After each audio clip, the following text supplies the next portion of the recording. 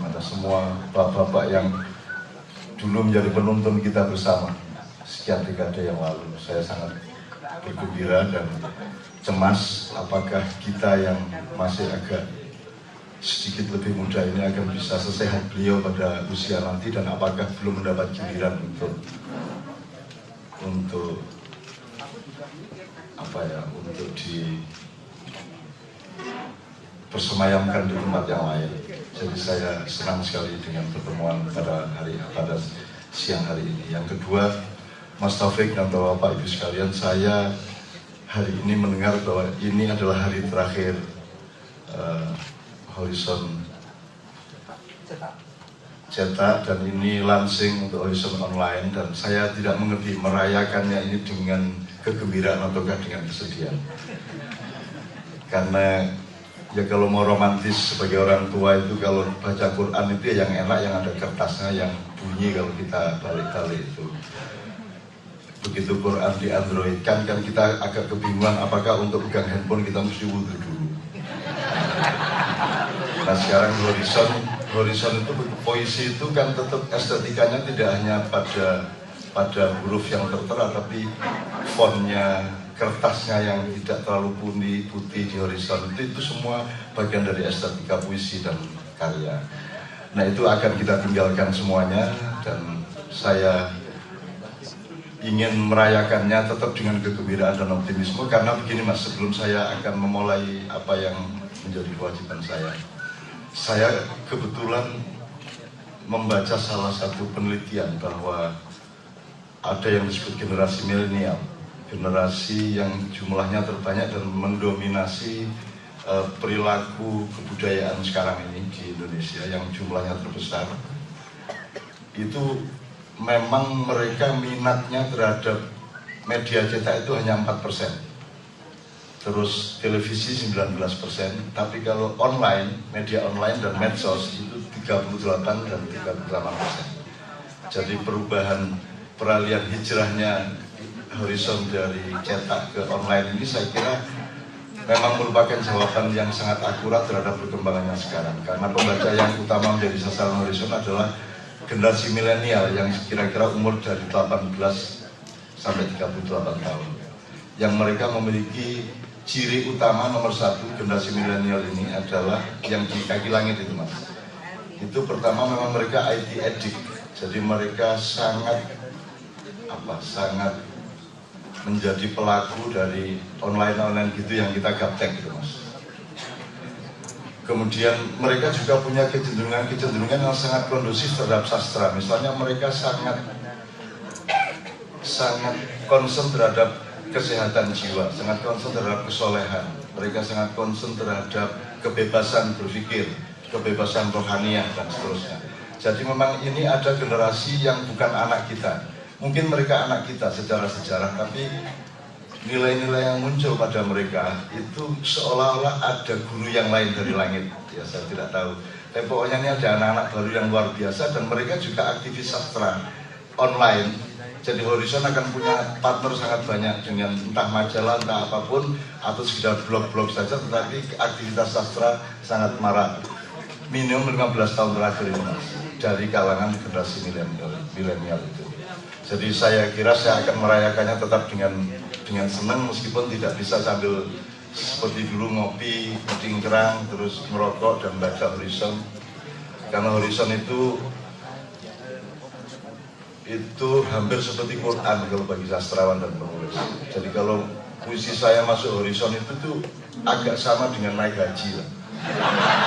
Itu udah hebatnya, ada karu-karuan. Dan kita itu nunggu Horizon itu sampai stres lah. Kapan terbitnya, itu kita tunggu, kita incer orang yang mengantarkan Horizon itu ke kios-kios itu, dan seterusnya. Itu yang pertama. Yang kedua, Mas Taufik, saya sudah mempersiapkan 15 halaman orasi ini, tapi saya tidak pernah yakin kepada isinya dan tidak pernah percaya bahwa itu tepat untuk Anda semua.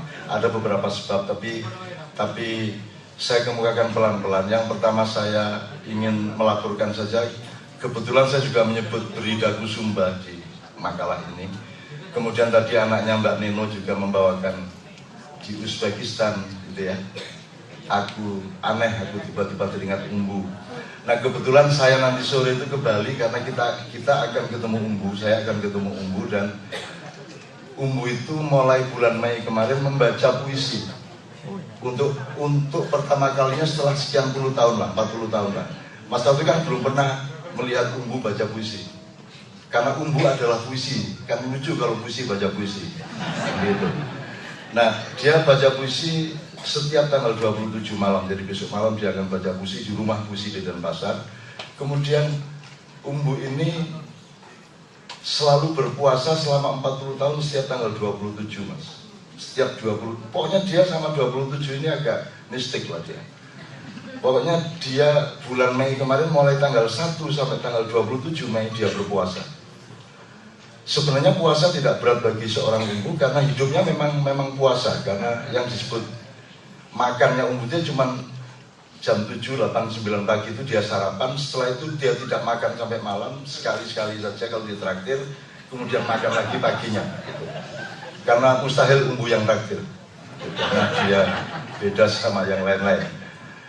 Jadi Umbu ini sangat puisi. Jadi ketika kemudian saya mengkaitkan dengan cerpennya Joni tadi, saya melihat kenapa ada kecemasan-kecemasan mengenai loudspeaker, kenapa Islam itu tampil ke manusia itu pada wilayah nizamiyah, sakofiyah, pada wilayah simbolik kultural, ya tidak cukup substansial, esensial gitu ya. Jadi Islam itu tampil dengan peci ya, tapi saya pakai peci ini hanya karena saya belum keramas, sehingga rambut saya akan tidak karu-karuan, sehingga ini tidak ada hubungan dengan Islam. Ini hubungannya sama nasionalisme Republik Indonesia karena putih dan merah di atasnya. Itu karena kenapa umat Islam kita kayak gini, kenapa orang mementingkan simbol, kenapa Islam ditampilkan dengan peci, dengan hafal Quran, dengan serban, dengan segala macam yang sifatnya simbolik, karena mereka memperlakukan Islam secara ekonomi, tidak secara sastrawi. Ini bahasa saya. Karena 70% Al-Quran memakai bahasa sastra. Memakai bahasa sastra. Ambil satu ayat, saya akan jelaskan bahwa itu sastra. Jadi sastra itu bukan hanya benda, materi atau suatu dimensi, tapi sastra itu juga sebuah toriko, sebuah metodologi, sebuah getaran. Dia adalah sesuatu yang mengalir, dia bukan airnya, dia alirannya. Dia bukan udaranya, dia sapuannya, kan begitu. Dia bukan lautnya, dia gelombangnya. Itulah sastra. Maka karya sastra hanya salah satu alat untuk mengantarkan manusia kepada sastra. Dan saya ingin menegaskan bahwa sastra ini lebih daripada yang kita sangka selama ini. Lebih dari yang kita sangka. Kita pikir sastra hanya ada di horizon dan majalah-majalah. Tidak.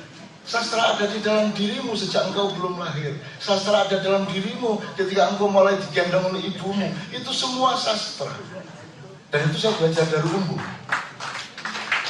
Jadi sastra itu dibutuhkan tidak hanya oleh anak SMA.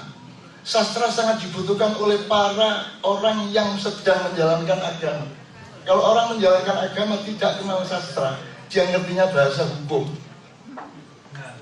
dia ngertinya bahasa ilmu, dia ngertinya bahasa politik, dia ngertinya bahasa formal, maka dia kehilangan sastra, dia tidak akan menemukan agama. Karena hampir semua ayat-ayat Al-Quran sangat pakai cara-cara sastra. Jadi yang disebut secara sastra. Kenapa Lailatul Qadar disebut itu perhitungan ekonomi Islam dulu? Orang bayangin Lailatul Qadar itu kan mau dapat duit banyak, kan gitu kan?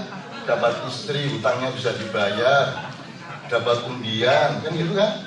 Yang disebut Lailatul Qadar itu materialisme. Padahal Lailatul Qadar itu tinggal engkau petik. Kapan saja engkau memetik Al-Quran dari dalam jiwamu, karena Al-Quran tidak hanya di mushaf, tidak hanya di Android dan iOS, Apple. Al-Quran ada di 3 tempat. Satu yang literer ada di mushaf, yang tertulis, yang sekarang online. Yang kedua, Al-Quran ada di alam semesta. Engkau melihat angin, engkau melihat awan yang berarah, engkau menemukan apa saja. Kalau engkau memakai mata sastra, engkau akan menemukan Tuhan, engkau akan menemukan Al-Quran, engkau akan menemukan yang paling inti dari kehidupan. Jadi bapak-bapak sekalian, saya sedang ingin mengatakan bahwa yang butuh sastra itu bukan hanya kita para sastrawan. Yang butuh sastra nomor satu presiden, politik. Itu sangat butuh sastra. Karena sastra itu urusannya sama harga diri manusia, sama rohani manusia, sama macam-macam. Ya. Dan ini negara tanpa sastra. Ini kebudayaan hampir tanpa sastra.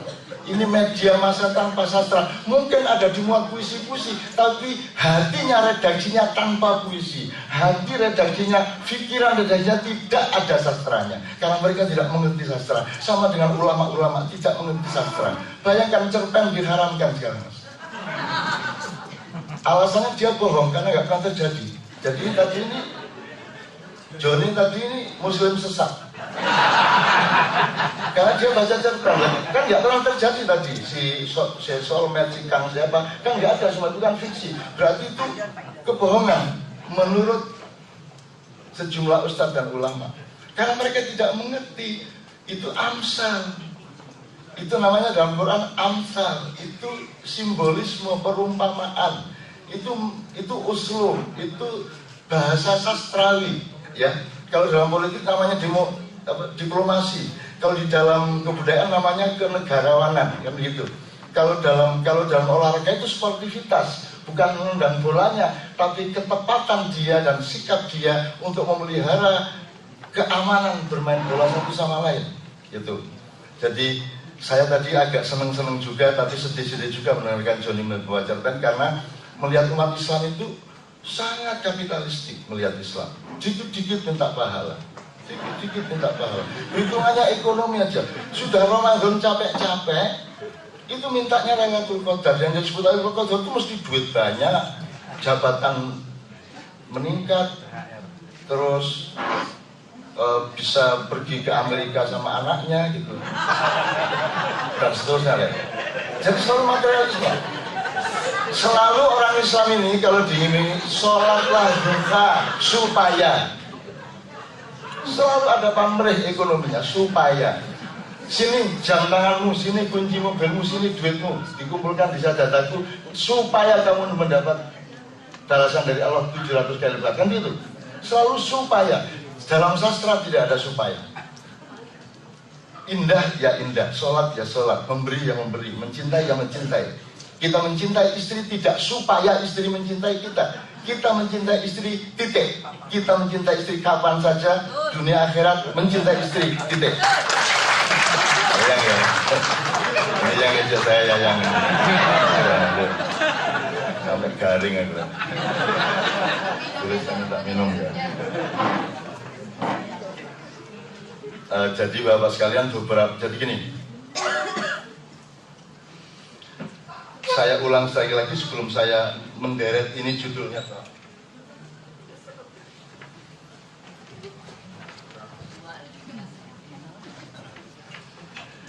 Jadi yang butuh sastra itu semua, asal Anda manusia Anda butuh sastra, karena sastra itu part of you. Allah sendiri menciptakan alam semesta karena rasa sastra, karena kerinduan, karena getaran, kan gitu. Dan kata-kata mengenai Tuhan, informasi mengenai Tuhan semua harus difahami secara sastra. Nggak bisa kalau misalnya Allah Maha Besar, terus Anda bayangin sak gunung gitu. Kalau Anda pakai bahasa materi sak gunung, kalau Anda Allah Maha Sayang terus suka gandeng orang itu, gimana? Kalau pakai bahasa sastra, Anda akan dinamis. Misalnya Allahu Akbar. Sorry, ini yang beragama tidak Islam. Saya hanya menjelaskan betapa dasarnya sastra yang menandakan manusia itu menjadi manusia karena ada sastra itu. Allahu Akbar itu maknanya bukan Allah Maha Besar. Maknanya adalah Allah yang Maha lebih besar. Kalau Allah Maha Besar, bahasa Arabnya Allahu Kabir. Kalau manusia An-nasu atau insanu kabir, K-nya yang panjang. Kalau Allah kabir, B-nya yang panjang. Tapi kalau akbar itu more than you feel, and always more and more, all the time more. Jadi setiap kali kita menemukan Allah lebih dahsyat daripada yang selama ini saya bayangkan, terus ketemu pengalaman apalagi Allah lebih dahsyat lagi, maka dia sebut Allahu Akbar. Itu. Makanya Allahu Akbar kalau bisa dinyanyikan dengan sapuan-sapuan seperti musiknya Bimbo yang membawakan, kan bayangin kalau musiknya Mas Taufik dibawakan dengan jidot atau dengan dangdutan, kan nggak cocok, kan ada level-level musik. Nah sekarang takbiran saja yang seharusnya tanpa bunyi yang lain, seharusnya kalaupun ada bunyi, kalau bisa sapuan atau tiupan, jangan pukulan. Nah sekarang kan resmi itu, Allah, gitu kan, jadi iki drum band takbiran kan gitu. Jadi Bapak sekalian, saya kira kesadaran sastra ini betul-betul menurun luar biasa. Dan Harrison bisa hidup sampai 50 tahun dan sekarang kita launching online-nya. Itu menurut saya, kalau tidak Allah kasih Kak Atik, kalau tidak Allah kasih Ford Foundation, kalau Allah tidak kasih hidayah kepada Mas Taufik dan semua yang selama ini bekerja bersama beliau keliling Indonesia, saya kira tidak akan pernah terjadi. Jadi, nah, untuk itu yang terakhir, saya sudah menuliskannya. Yang tadi saya di pertama ini saya menjelaskan yang sastra milenial. Itu jadi kategorisasi dan pemetaan pasar sastra sekarang itu sebenarnya sangat tinggi, tapi di kalangan anak-anak milenial umur 18 sampai 38 kira-kira. Jadi kalau kayak saya ini sudah namanya generasi baby boomers. Generasi yang doktriner, generasi yang kok ikut ini kok ngono, kok gini, harusnya begini, kok begitu, udah bisanya mikir gitu dok. Dia tidak punya dinamika dan tidak punya tidak punya ruang yang luas untuk kemungkinan. Jadi sastra itu ruang kemungkinannya sangat luas. Bayangin kalau Beri Daku Sumba, gitu ya, Beri Daku Sumba, terus dipahami dengan bahasa Badan Pertahanan Nasional. Iki karepe ya apa Mas Taufik iki? Pulau Sumba dikokon ngekekno dheweke ngono piye? Bagaimana what do you mean by Beri Daku Sumba? Apa pulaunya disuruh kasih? Oh banyak bagaimana? Terus bagaimana caranya? Penduduk Sumba itu saya di sini sudah sebut. Terus mereka ditransmigrasikan kemana penduduk Sumba kalau pulaunya diminta oleh Mas Taufik? Jadi kalau kita nggak paham bahasa sastra, rusak negara ini. Nggak ngerti, jadi presidennya nggak ngerti diplomasi, nggak ngerti ngomong halus, nggak ngerti ngomong yang agak yang pingpong gitu loh, atau biliar gitu loh, nggak lantas kalau ngeguling tuh larinya ke sana, nggak, kan bisa begini kan gitu. Itu namanya sastra. Sastra punya kehalusan yang luar biasa. Ketika Allah mengatakan Rabbana ma khalaqta hadza batila, wahai Tuhan, tidaklah sia-sia semua ini engkau ciptakan. Itu kan yang ngomong bukan Tuhan. Tuhan ngasih contoh kalimat, dan yang ngomong harus kita. Rabbana berarti kita, wahai Tuhan, kita yang ngomong. Nah, itu kalau Anda tidak memakai kepekaan sastra, Anda tidak bisa dong tiba-tiba ngomong Rabbana ma khalaqta hadzal batila. Tidak bisa Anda tiba-tiba ngomong Allahu Akbar. Apanya yang Allahu Akbar? Kamu kok tiba-tiba Allahu Akbar? Apanya yang Allahu Akbar? Kan mesti mengalami dulu, meneliti dulu, mendalami dulu, menghayati dulu dan seterusnya, sehingga dia menemukan ya Allah tidak sia-sia engkau ciptakan apa saja, sehingga kita ucapkan Rabbana ma khalaqta hadzal batila. Kita mengalami Ramadan 30 hari, kemudian kita menemukan kebesaran Tuhan yang luar biasa, yang ternyata tidak pernah kita ketemukan selama Ramadan berapa kali pun. Kemudian tiba-tiba kita bilang Allahu Akbar, terus malaikat takon opo sing Allahu Akbar itu, kan gitu. Apalagi sekarang ini Mas Taufik, orang berpuasa itu bagaimana, ada tawaran bagaimana cara berpuasa tetap kuat dan tidak lapar, kan gitu. Gitu. Gunanya puasa itu supaya lapar ya. Ya apa sampean ini? Gunanya puasa itu supaya engkau mengalami lapar. Lah kok kamu sahur minum ini itu supaya seharian nanti tidak lapar. Ngojo poso wis mbadok wae. Kan begitu. Tujuannya puasa itu lapar ya. Ini baru siam, buku belum saum. Ini mohon maaf ya. Ini saya sedang menjelaskan sastra. Kalau bahasa sastra itu kayak gitu. Kalau Anda di desa kan Joni dengan umatnya di kampung kan kalau puasa niatnya nawaitu saumal ghadi ya. Aku berniat berpuasa besok pagi. Kata-katanya saum. nawaitu saum. Jadi aku meniati saum. Saum itu artinya puasa. Tapi di Quran tidak ada saum, yang ada siam. Kenapa kamu tidak bilang nawaitu saum, nawaitu siamal ghadi? Kok saumal ghadi? Nah, harus kita cari sastrawinya. Harus kita cari konotasinya. Dengan catatan jangan kehilangan denotasinya. Ini masih ada waktu ini. Nah, oke. Enggak. Ya 10 menit lah. Siam itu adalah puasa birokrasi syar'i, aturan baku dari subuh sampai maghrib di bulan Ramadan itu siam. Tapi kalau saum adalah segala sesuatu di mana engkau menahan diri, di mana engkau membatasi nafsumu, di mana pengambilan tambang-tambang tidak dihabisin sehingga anak cucu tidak kebahagiaan, di mana regulasi birokrasi, di mana stakeholder mengatur segala sesuatu dengan disiplin pembatasan, itu namanya saum. Jadi puasa itu di bulan Ramadan namanya kata Muhammad itu madrasah. Ar-Ramadhanu madrasatun. Jadi selama Ramadan itu kita masuk sekolah puasa. Untuk supaya setelah Ramadan kita benar-benar berpuasa di dalam politik, puasa di dalam policy, puasa di dalam kebudayaan, puasa dalam kehidupan sosial, puasa dari hedonisme dan seterusnya. Sekarang ini semua kosakata itu menjadi konotasi dan kehilangan denotasi. Mas Nyun Sewu. Tadi misalnya imsak gitu. Semua orang selama Ramadan saya keliling kemana-mana saya tanya imsak itu apa? Imsak itu tanda waktu 10 menit sebelum subuh. Lihat apa sih hari? Imsak itu justru dimulai dari subuh sampai maghrib itu imsak. Jadi kalau jam 1 siang itu mestinya masjid-masjid teriak imsak, karena sedang lapar-laparnya orang. Kasih dia peringatan tahan diri, kuatkan diri, itu namanya imsak. Ayo dikendalikan, nafsunya dikendalikan. Jadi kalau bisa mulai Ramadan yang akan datang di masjid-masjid paling tidak sehari itu 3 kali lah.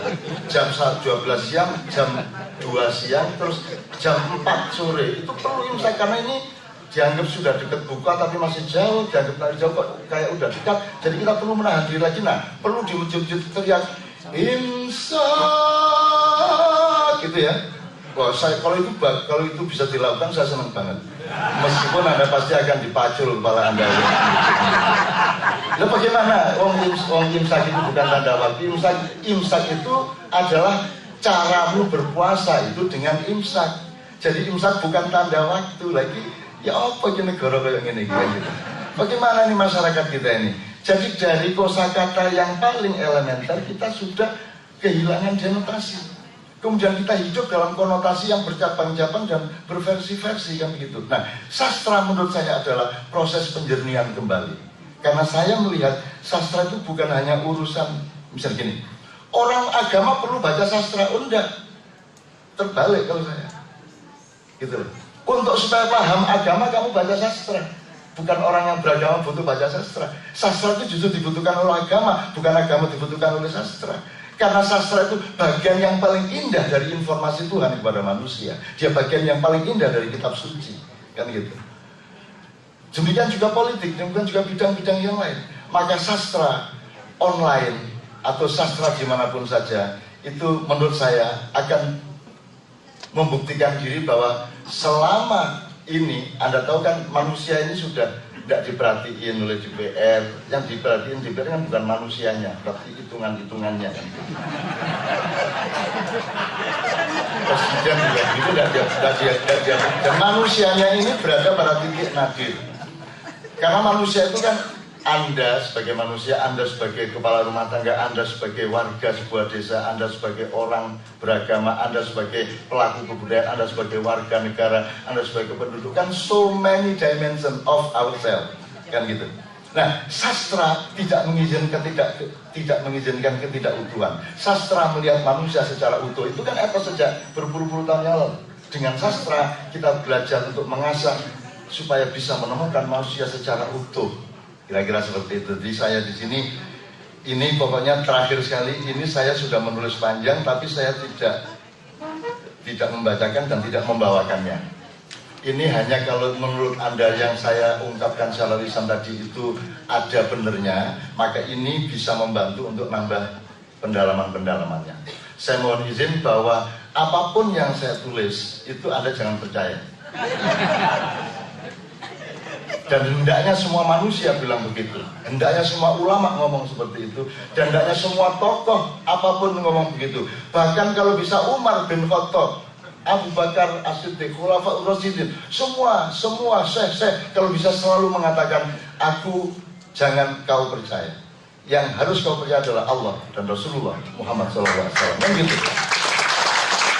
Intinya gini, jadi kalau di sini ini benar, umpamanya ini benar, ini belum tentu bagi saya benar nanti malam. Karena nanti malam mungkin saya mengalami sesuatu yang baru tuh, enggak gini ini gitu, benar kan? Jadi jangan percaya kepada tafsir, kecuali engkau dibebaskan untuk mengalir, menghayatinya dan berlayar di atas aliran sungainya, kan begitu. Maka yang kita sebut ini tadabbur. Di sini saya menjelaskan bedanya tafsir sama tadabbur. Ini ada sub-sub judul sangat banyak. Jangankan kok saya minta Anda percaya, Quran itu yang sudah pasti mutlak kebenarannya. Kalau ini kan relatif. Quran itu yang mutlak kebenarannya, yang dari pemilik segala hal, Allah Subhanahu wa taala, itu membebaskan Anda. Faman syaa'a falyu'min, faman syaa'a falyakfur. Kalau Anda mau percaya, percaya. Kalau tidak percaya, kafir. Tidak ada masalah. Tuhan tidak nangis kamu kafir, Tuhan tidak paten, dan Tuhan tidak merengek-rengek meminta kamu beriman. Dan barang siapa sedih melihat orang-orang yang lainnya tidak beriman, Tuhan mengejeknya. Hei, sedih kamu ya? Gara-gara mereka tidak beriman kepadaku. Terus kamu mau bunuh diri ya? Sana, cari tali sana, kendat sana. Fala'allaka bakhirun nafsaka ala atharihim, ada baca surat Al-Kahfi. Kalau kita terlalu menyedihkan segala sesuatu yang sebenarnya Tuhan sendiri memiliki skenarionya, maka Tuhan akan mengejek. Apakah engkau akan bersedih hati, kemudian akan bunuh diri gara-gara orang yang kamu kehendaki untuk menjadi baik itu tidak baik-baik sampai hari ini gitu. Dan Allah kemudian mengatakan, kalau saya mau semua hambaku aku bikin beriman, tapi bukan itu yang saya mau. Lah terus sampean ya nopo karpet. Dia menengahin dan nopo kan gitu. Kamu diam aja, tunggu aja. Loh, kalau kamu tanya, lah terus gunanya apa saya jadi Tuhan kalau kamu saya kasih tahu semuanya? Saya ini punya kuasa jadi Tuhan supaya kamu itu saya biarkan tidak tahu beberapa hal dan tahu sedikit hal. Kalau kamu saya kasih tahu lebih banyak, kamu akan hancur sendiri hidupmu. Bayangin sekarang kalau kamu saya kasih tahu, saya kasih WA atas nama Israel, ing kamu meninggal jam sekian tanggal sekian. Pasti dia melakukan dari sekarang sampai tanggal yang disebut Israel tadi, pasti melakukan segala hal yang salah-salah. Entah bermewah-mewah, entah macam-macam, pokoknya selalu salah. Jadi alhamdulillah Anda semua terbatas, alhamdulillah saya terbatas, dan alhamdulillah sastra itu mengajari manusia untuk mengerti keterbatasannya. Amin ya rabbal alamin. Saya mohon maaf. Assalamualaikum warahmatullahi wabarakatuh.